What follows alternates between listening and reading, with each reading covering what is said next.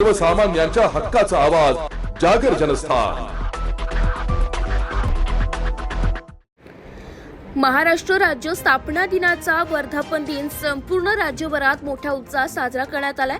महाराष्ट्र दिनानिमित्त धुळे शहरातील पोलीस मुख्यालयाच्या मैदानावर जिल्ह्याचे पालकमंत्री तथा राज्याचे पणन व राज्य शिष्टाचार मंत्री जयकुमार रावल यांच्या हस्ते ध्वजारोहण सोहळा पार पडला। यावेळी पालकमंत्री जयकुमार रावल यांनी जिल्हावासियांना महाराष्ट्र दिनाच्या शुभेच्छा देत पंतप्रधान नरेंद्र मोदी यांनी जातनिहाय जनगणना करण्याच्या घेतलेल्या निर्णयाचे देखील स्वागत केले। तसेच मुंबई येथे पार पडत असलेल्या 3 दिवसीय विवेज परिषदेबद्दल जयकुमार रावल यांनी समाधान व्यक्त केले असून आंतरराष्ट्रीय स्तरावर होणाऱ्या परिषदेचा मान महाराष्ट्राला मिळाला असल्याने महाराष्ट्राची प्रगती ही देशस्तरावर आणि आंतरराष्ट्रीय स्तरावर होण्यास मदत होणार असल्याची प्रतिक्रिया जयकुमार रावल यांनी व्यक्त केली आहे। जागर जनस्थान करिता प्रतिनिधी रूपक बिरारी, धुळे।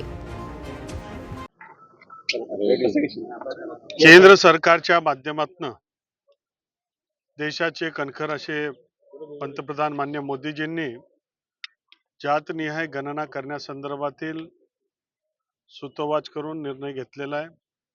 अनेक वर्षापासून, दशकापासून, पिढ्यांपासून ही मागणी होती की नेमकं आपल्या देशातलं डेमोग्राफी ही समजावी आणि त्या दृष्टिकोनातून अनेक वर्ष चर्चा चालली, पण निर्णय घेण्याबाबतीत कोणी त्याच्यामध्ये निर्णय घेत नव्हतं। नेहमीप्रमाणेच जे कधी झालं नाही आणि जे देशाच्या हिताचं आहे तो निर्णय माननीय मोदी साहेब घेत असतात। मोदी साहेबांनी तो निर्णय घेतल्यामुळे तळागाळातील सामान्य लोकांमध्ये एक हर्ष आणि आनंदाचं वातावरण आहे की त्या माध्यमातून या देशामधलं काश्मीर पासून तर कन्याकुमारीपर्यंत आणि आसाम पासून तर द्वारकापर्यंत या देशामधली डेमोग्राफी आणि सारी माहिती ही आपल्याकडे उपलब्ध असणार आहे। जातनिहाय गणना होणार आहे आणि त्या माध्यमातून जनतेची जी मागणी होती सामान्य तबक्यातील वर्गांना त्या माध्यमातून निधी किंवा न्याय हा सगळा मिळू शकणार आणि म्हणून एक आनंदाचं, एक उत्साहाचं वातावरण आहे। शेवटी देशकर म्हणून आपण, भारतीय म्हणून आपण सारे बंधूच आहात आणि देशमध्ये आपण सगळे एक बंधुभावाचं वातावरण आहे, परंतु आकडे हे सगळी माहिती असली पाहिजे। त्या दृष्टिकोनातून अत्यंत ऐतिहासिक पाऊल आहे। मी धुळे जिल्ह्याच्या वतीने माननीय नरेंद्र मोदी साहेबांचं मनापासून सर्व जे घटक आहेत त्या घटकांच्या वतीने अभिनंदन करतो, आभार मानतो। काय अपेक्षा आहे महाराष्ट्राला, देशाला काय?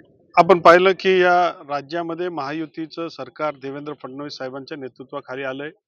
देवेंद्र फडणवीस साहेब दोघेही उपमुख्यमंत्री यांच्या नेतृत्वाखाली महाराष्ट्र आता थांबणार नाही हे जे ब्रीद आम्ही दिलं होतं त्याला अनुषंगून आता 100-150 दिवस होत नाही तितक्यात आपल्याकडे वेव्ज नावाची कॉन्फरन्स, आंतरराष्ट्रीय स्तराची कॉन्फरन्स, वर्ल्ड ऑडिओ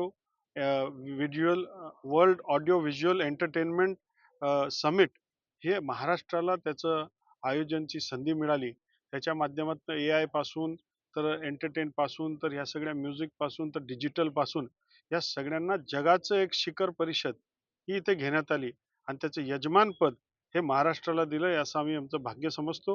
पुढच्या काळामध्ये जगातलं ऑडिओ व्हिज्युअल कॅपिटल जे आहे जर कुठे असेल तर ते आमच्या महाराष्ट्रामध्ये राहणार। त्या माध्यमातून लाखो कोटी रुपयाची गुंतवणूक ही महाराष्ट्रामध्ये येणार आहे आणि आज त्या कार्यक्रमाची सुरुवात मुंबईमध्ये होते। माननीय मोदी साहेबांच्या मार्गदर्शनाखाली ती होणार आहे आणि जगातल्या अनेक देशांचे प्रतिनिधी, उच्चस्तरीय त्याच्यामधले अधिकारी, प्रतिनिधी हे इथे आलेत। जगातल्या विविध कंपन्या ज्या आहेत त्यांचे प्रतिनिधी देखील मुंबई इथे दाखल झालेत आणि आजपासून 3 दिवसापर्यंत ही कॉन्फरन्स चालणार आहे आणि या माध्यमातून त्या संदर्भातील पुढच्या 10-20 वर्षामध्ये ऑडिओ व्हिज्युअल आणि एंटरटेनमेंट या कुठल्या दिशेने जाणार आहे, काय वेगवेगळे प्लॅटफॉर्म्स, काय काय होतंय आणि पुढच्या 10-20 वर्षामध्ये काय होणार आहे याची चर्चा ही आमच्या महाराष्ट्राच्या मातीमध्ये होते। आज महाराष्ट्र दिन आहे आणि त्या दिनानिमित्त ही सुरुवात अत्यंत योग्य होते।